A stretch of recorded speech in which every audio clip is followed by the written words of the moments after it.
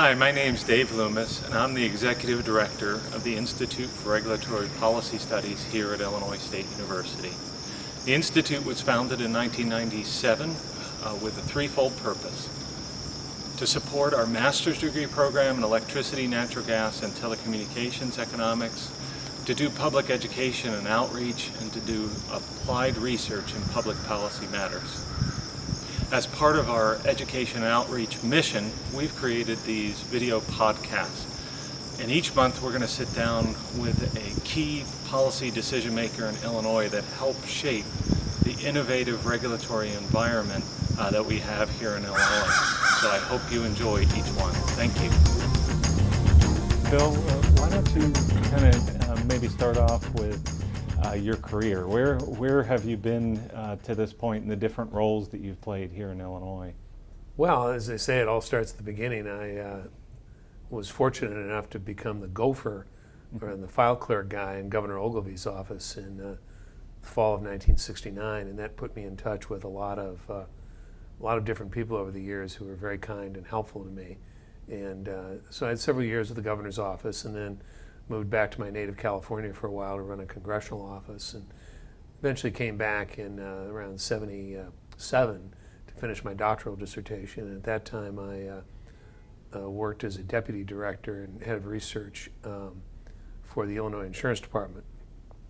And the director at that time was Rich Mathias, who later became chairman of the Illinois Commerce Commission, much later. Mm-hmm. And so I followed him as insurance director, and then took about 6 months off to be the political director for Governor Thompson's 1982 re-election campaign. And then rather than returning to the insurance department, I went to chair the Commerce Commission until the end of '85. From beginning of '86 until really middle of '98, I had a consulting business in the energy field primarily, but also in insurance. A company called Palmer Bellevue that we then later sold to Coopers and Lybrand.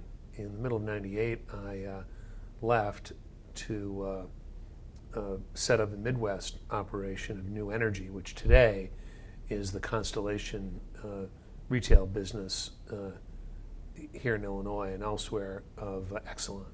Mm-hmm. Since took a year off in 2007 and 2008 to work in the U.S. Embassy in Iraq as an advisor to the Ministry of Electricity. And I should note that I worked there. My office mate was Terry Barnich, another former member of the Illinois Commerce Commission. And unfortunately, Terry stayed on, and in Memorial Day of 2009 was killed in Fallujah, Iraq. Mm. And then in around Thanksgiving of 2008, I took a buyout, as they say, from New Energy and mm-hmm. set up my own little one-man business in insurance and energy regulatory consultancy. New Energy, at the time that you set it up, my recollection was that was one of the first alternate retail electric suppliers, or ARIES, that we had in the state. Is that well? New Energy was a California company, and they had been operating in California, in Rhode Island, and a few other places in a small way. And an old acquaintance of mine, Mike Peavy, who's now the president of the California Public Utility Commission, mm-hmm. had been the president of Southern California Edison. And Mike had set up New Energy and had asked me to set up a Midwest business. And actually, the Midwest business at one point in the 2007-8 period, the time I was gone in Iraq, was by far the largest component of New Energy. So in your time at the commission, you saw kind of restructuring, kind of the seedlings for that kind of take place. What did you see kind of in that, the 80s and the 90s running up that kind of culminated in the 97 Restructuring Act? What were the kind of conditions then that led us to move in that direction? Well, when I became chairman of the Commerce Commission in January of '83, the state was already well into an extraordinarily controversial period. Natural gas prices were rising dramatically. They had been, historically rather low. They were rising largely because regulatory measures were pushing them up. It's, of course, a long story. And then we were in the midst of the nuclear construction program, both Illinois Power and Commonwealth Edison at the time. And also Central Illinois Public Service and Central Illinois Light both had construction programs that they were either in the midst of it or just finished, and there had been controversy there. I had brought with me from my job as insurance director a couple of years of experience in moving from more heavy-handed regulation on prices to reliance on the market. That was in the area of health insurance offered by Blue Cross Blue Shield and in workers' compensation. Illinois already had in place since 1971 the most competitive regulatory regime for other property and casualty rates in the entire country. We had no law whatsoever, and still do not after 40 years. We have an antitrust model. And my experience in the work comp arena sort of opened my eyes to the problem you have of an industry that is rooted in heavy price regulation and how comfortable people become with that, even though it has a lot of counterproductive results. So in my first few weeks of the Commerce Commission, I asked the people in the policy division if we could develop an issue for us to campaign on, basically, to take a positive stance on something. I didn't know what it was going to be. But politically, in small p, we needed something to show that we were trying to address these problems. And the policy people came back and said, well, here's an analysis that shows that if customers, mainly industrial customers, were allowed to go straight to the natural gas fields in Texas and Oklahoma and Louisiana and so forth, buy their gas at the wellhead, and then simply pay the pipeline for transport, the price would fall in half. I'm pulling that number out of the air. And it struck me as exactly the right kind of thing to start talking about. And so in early '83, we proposed something called the Consumer Access Plan, which called for open, we called it common carriage, but it eventually became contract carriage, where pipelines had to move gas for customers and sellers. Now that was anathema at the time, but now of course it's the standard. So that's what really opened my eyes, because I vividly remember I had a meeting with a lot of people from the gas industry a couple of months after we had proposed this. And I went around the table and they were presenting their arguments as to why this was a bad idea. And I swear I was almost able to move my lips to the arguments, because they were precisely the same arguments that had been offered by the people in the workers' compensation industry as to why we had to maintain price regulation rather than going to competition. So I felt at that time I was onto something. Were there any kind of precursors in the telecom industry during that time that kind of also fed into the electric side? In fact, the beginning of '83 was the period of time when we were beginning the work on the breakup of AT&T and the setting of the rates. And my predecessor, Mike Haston, had done an absolutely outstanding job. He, I think, has to be looked upon as the leader among all state utility regulators in fashioning a set of policies that tried to achieve cost-based pricing rather than having a lot of cross-subsidies within the state. And he did an extraordinary job on that, and we followed through. Now, there were a lot of people at the commission. We had an absolutely marvelous young staff of really bright young people who'd come out of ISU, out of the University of Wyoming program, and others who, the one thing I would give myself credit for and Mike Haston credit for, and later Terry Barnage, was giving these kinds of people a lot of leeway to think and create and do work that was interesting, rather than feeling that they were really operating within narrow boundaries. And you've done research now looking kind of back on the effect that introducing competition has had in the marketplace. How do you think we've come? Has Illinois benefited by the changes that kind of took root in electricity from the '97 Act? Well, one measure is price. Now, it's not the only measure by any means, and shouldn't be the litmus test. But in the decade prior to the restructuring law in '97, average electricity prices in Illinois were consistently well above the national average, something on the order of about 10% above the national average, consistently. In the period of time since then, the average Illinois prices have been about 7 to 9% below the national average. Now that delta, that swing, in other words, if we had maintained our traditional relationship to the national average price compared to where we actually have been, that's been about $35 billion difference. One thing that's noteworthy is that in June, the average electricity price delivered in Illinois was the 5th lowest in the United States. I mean, that's a major achievement. Now, it goes well beyond that. Customers now have quite a few options to choose from. Businesses can, go from all the way from real time to 3 and 4 year fixed price contracts. You're able to hedge. You're able to match the terms of your contract to better fit your business needs. We have the municipal aggregation programs. So if we take electricity and gas together, Illinois has to be seen as either the most or one of the most open and competitive in the country.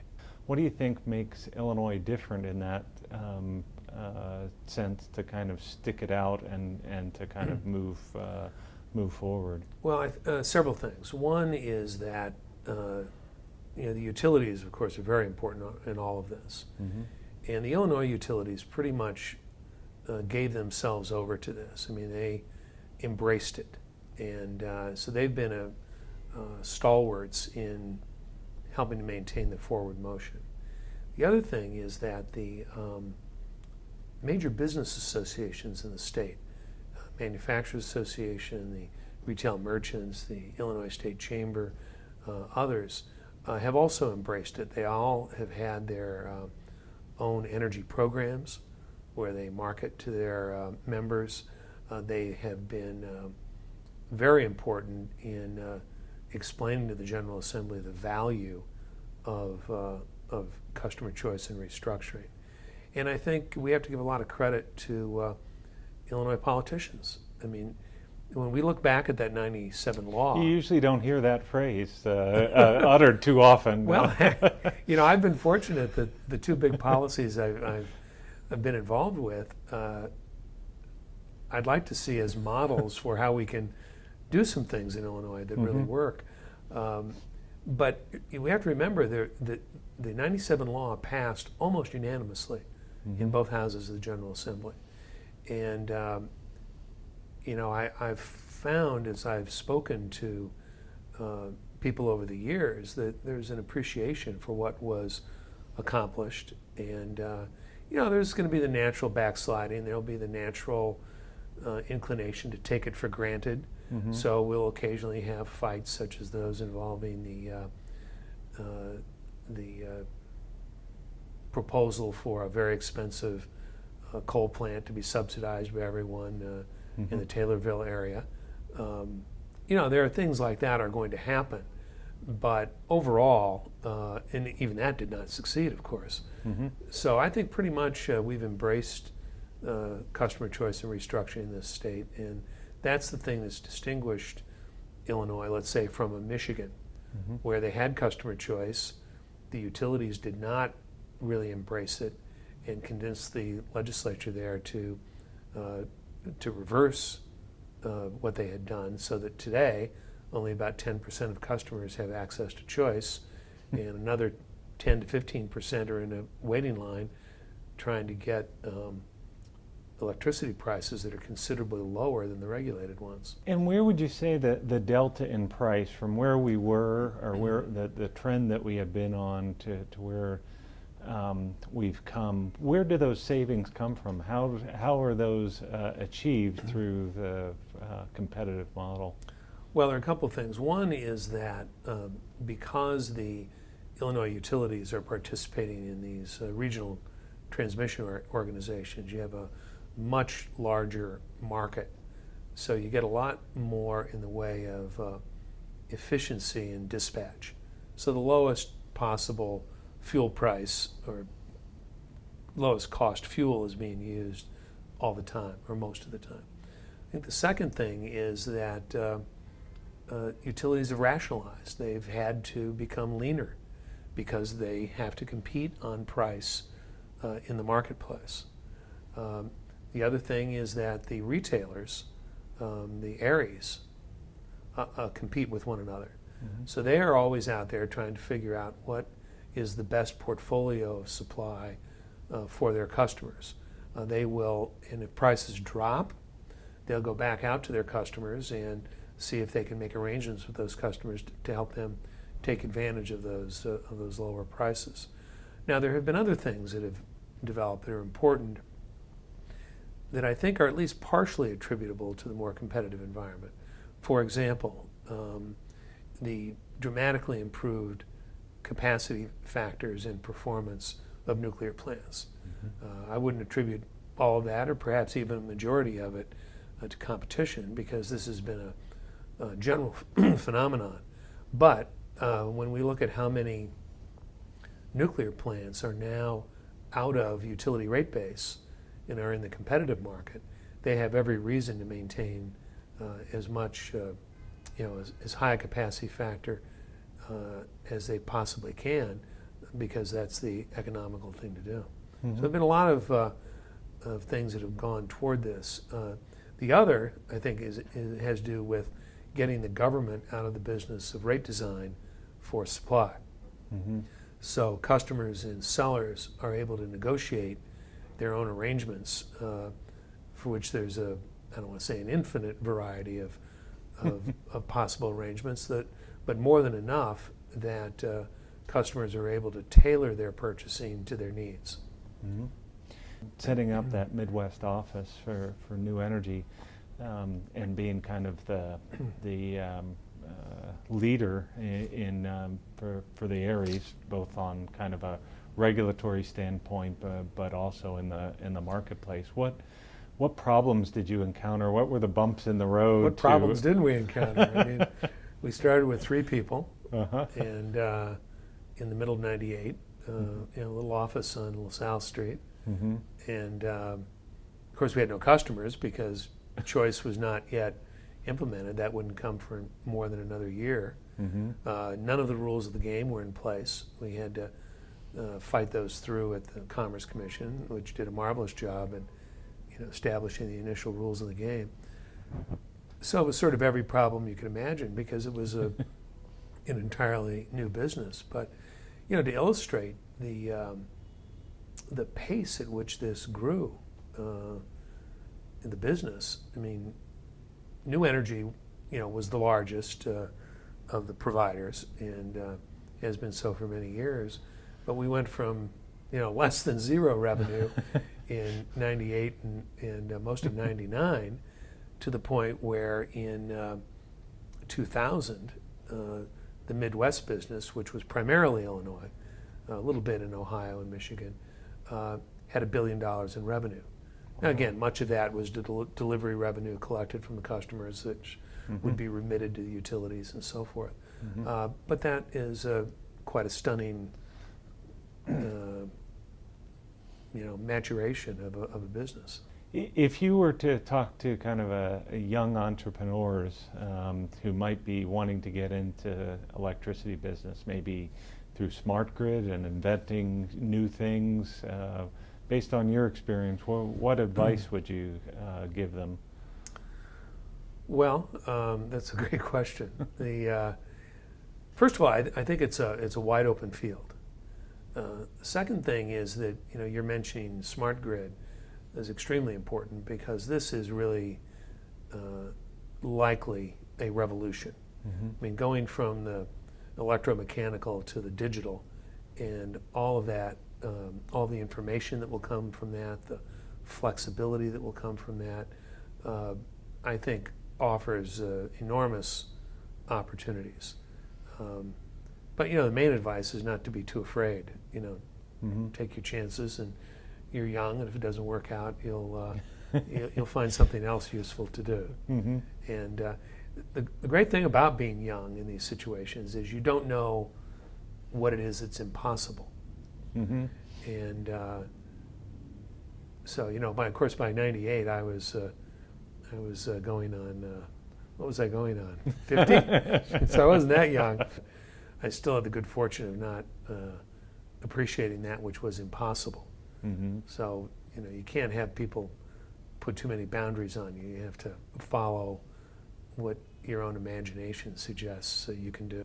How does Illinois stack up against other states when we look at kind of where we've come over the past few decades? You alluded to it relative to, say, Michigan, but you look at some of the bigger states, California and Texas, and some of the northeastern states. How do you think we do relative from a national perspective? Well, I think we've done very well. I mean, unfortunately, much of the prism through which many people see customer choice and industry restructuring is California. Mm-hmm. And of course, that's exactly the wrong example to take. Mm-hmm. I think as a native Californian, I can say that my native state somehow can take a 2-car funeral and turn it into a 50-car pileup, which is exactly what they did on customer choice. And it wasn't because they allowed for choice so much, is that they restricted choice. Mm-hmm. They over-regulated the transition. Now, other states, on the other hand, have been reasonably consistent. Those that really embarked on customer choice have pretty much stuck with it. Mm-hmm. Michigan's the only real exception of a state where you had substantial choice opportunities and where they've turned around and gone the other way. One of the ways to look at this is that in the northeastern quadrant of the United States, sort of the area east of the Mississippi to the Atlantic, and from about the Mason-Dixon line north to Canada, the great majority of electricity is competitive. Most of those states have competitive regimes. The exceptions are Wisconsin, Indiana, and Vermont, and Michigan. All the other states have competitive regimes pretty much. Mm-hmm. And they've all been progressing. In other words, they haven't rolled it back. So now some states have been on a different timeline. So for instance, it's only been in the past couple of years that Ohio has aggressively moved ahead, and they're doing extraordinarily well. Pennsylvania, in the past few years, has moved ahead quite aggressively. On the other hand, New York has been there for quite some time, as have New Jersey and the New England states. And of course, Texas is an example of its own. They don't participate in an RTO with other jurisdictions, Mm-hmm. and they have an energy-only wholesale market without a capacity regime. Now they're taking another look at that and deciding what they want to do, but they're another, I think, good example that you can make the transition. Mm-hmm. How about turn our attention to the Illinois Power Agency Act? So we had come off of or come to customer choice, and there on the residential side, there wasn't a lot of or any areas that were marketing and serving residential customers, and I think at least some had envisioned that there would still be customer choice. They knew that it would start at the industrial customers, move down to commercial, but there was hope that residential customers would participate And I think those who looked at that looked to kind of long distance telecommunications to say, okay, you know, the progression goes from business to residential, so we'll see this. But it never quite got there on the electric side in terms of people shopping as individuals for their electric supply. We had kind of this rate shock that made headlines and so forth. What do you make of that, and was the IPA Act the right kind of solution to the, if we call it, our Illinois crisis? During that time there was a lot of talk about kind of, should we go back to rate of return regulation? That was kind of our key moment of, do we go back or do we press forward? It was kind of the pivotal point in that sense. Well, just to start right there really was no going back. All the generation was out of rate base, so that was an idle conversation. From my standpoint, the lack of customer choice in the residential sector was not a surprise at all. As you've noted, the progression goes from the largest customers down eventually the smallest. And I don't think the timeline there was really that long. The things that were inhibiting residential customer choice, however, were to be found at the regulatory level, not in the marketplace. So for example, once purchase of receivables in utility consolidated billing were put into effect, major transaction cost issues were resolved and residential choice really took off. Another thing that addressed transaction costs has been municipal aggregation. The reverse auction, the IPA, all that kind of stuff, I think was always a bit of an illusion as to what was really going on there. We have to remember the legislature extended the rate freeze by a couple of years.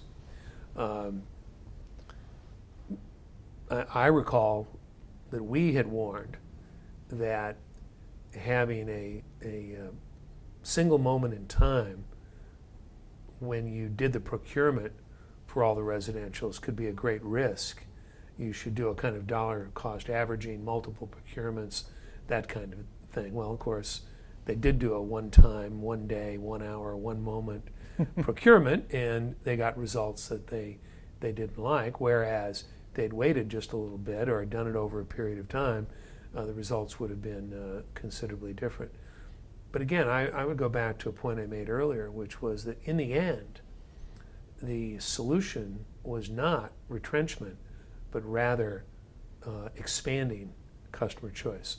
So for example, the legislature declared other customer segments to be competitive that clearly were, but which would have taken a long process at the Commerce Commission to fully open up. But they were opened up by the General Assembly overnight. So I think that in the end, policymakers saw the merit of customer choice. They were reacting to some things that probably deserved a different reaction in the reverse auction and so forth. But in the end, the result has been a good one, and we're really seeing the results now as as some of the supply arrangements that were made in that sort of panicky moment run off. The prices are dropping quite significantly for residentials.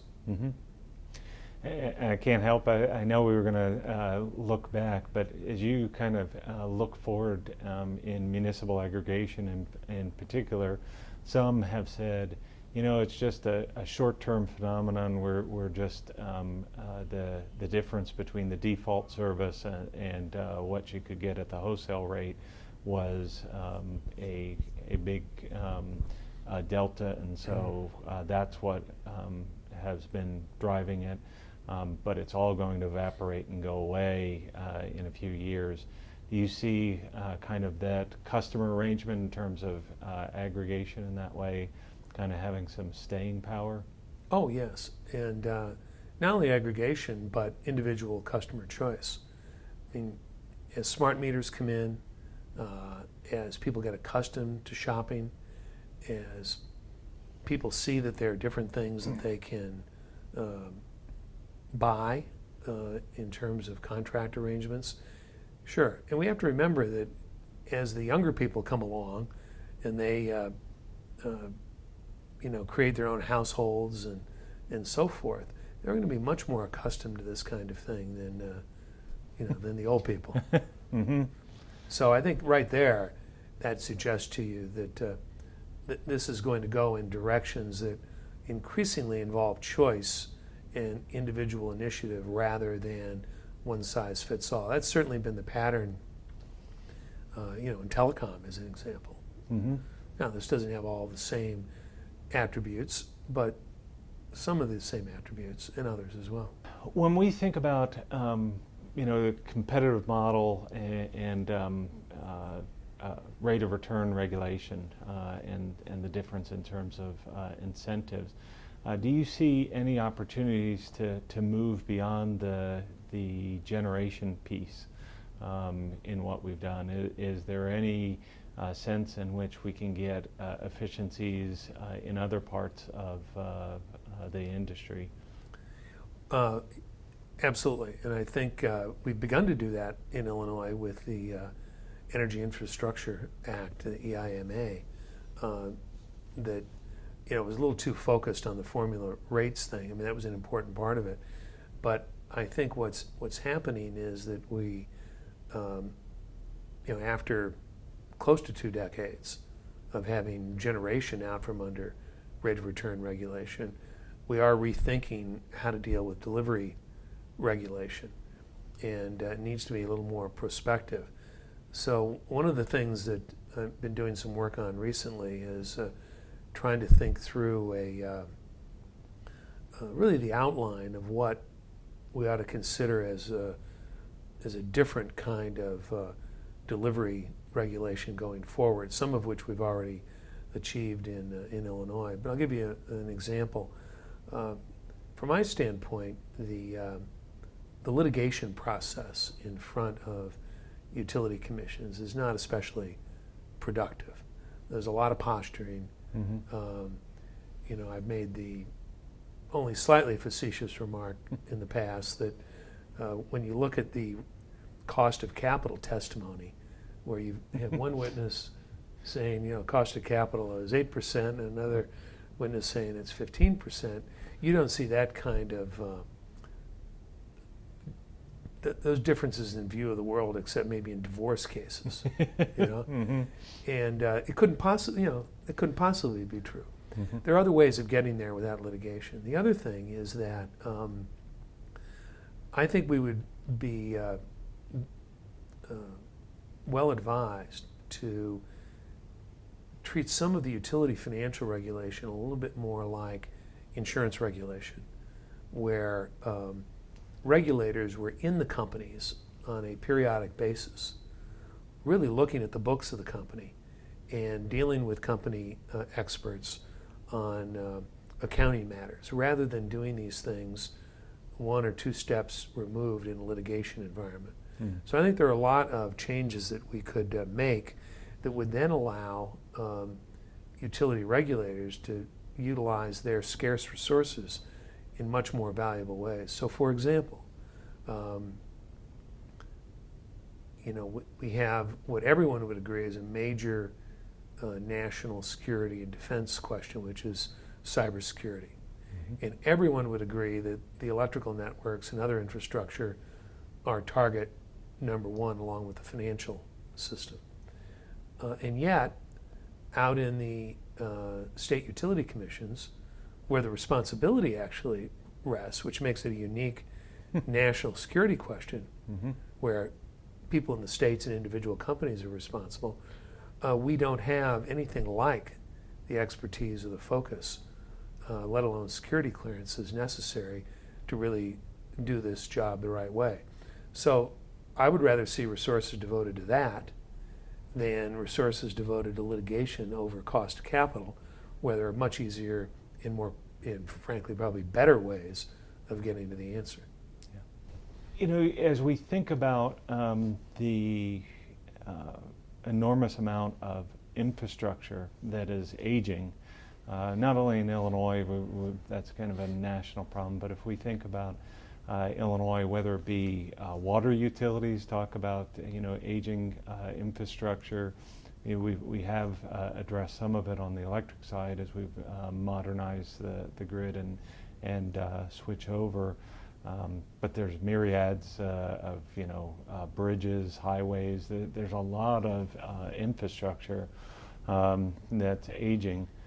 How do we deal with something like that? Just enormous amounts of capital that's needed, and what's the mechanisms by which we do that? Well, there is no doubt that an enormous amount of capital is going to be needed, and there's only one place to get it, Mm-hmm. and that's really from the users of the infrastructure when you get right down to it. One of the problems is that we've had a tendency in recent years to take the money that we collect from the users of infrastructure and use it for other things. Mm-hmm. So we have to stop rating. The other thing, though, there was a report on the radio this morning about the numbers of bridges around the country that are in serious state of disrepair. I guess the number in Illinois was 200. On the other hand, over the weekend I saw a story about a whole new approach to bridge building, Mm-hmm. where various kinds of plastics are used, very different construction techniques. We're seeing much more being done with prefab, where large structures are built off-site or otherwise put together in a way that's quite different than what we've traditionally done, and it's much more efficient. Mm-hmm. So we've got to be open to the idea that we're going to build these things probably quite differently and with different materials than we used to, and probably in many ways better because of our capacity for greater precision, with computers and that kind of thing. Mm-hmm. So, but my little corner of the world, I think progress has been made, which is, as you've noted, on electricity. We've somewhat improved our approach to gas infrastructure, and we've even made some progress in this past General Assembly with on the water side. Mm-hmm. So we just have to. Probably just not. It's not a good idea to have half measures, though. We need to go all the way we did with on the supply and generation side. Yeah. Well, if you were to give advice to somebody that's looking at maybe going into a career in energy, do you think would you counsel them to run the other way, or is this? Oh no, I think it's one of the most exciting areas of life. I know when I was a young fellow and I was working in Governor Ogilvy's office, I was in graduate school, I became very interested in energy questions. Now, of course, what's important is the questions were substantially different then, Mm-hmm. which I think is a demonstration that this area is not at all staid and conservative and unmoving. It's quite dynamic. I mean, how many people would have predicted what's been happening with shale gas and the American position or North American position now as we're approaching being a net exporter of energy. No Mm-hmm. one predicted that. In fact, Mm-hmm. it wasn't very long ago we were all singing the blues that we weren't going to have enough natural gas. Mm-hmm. No.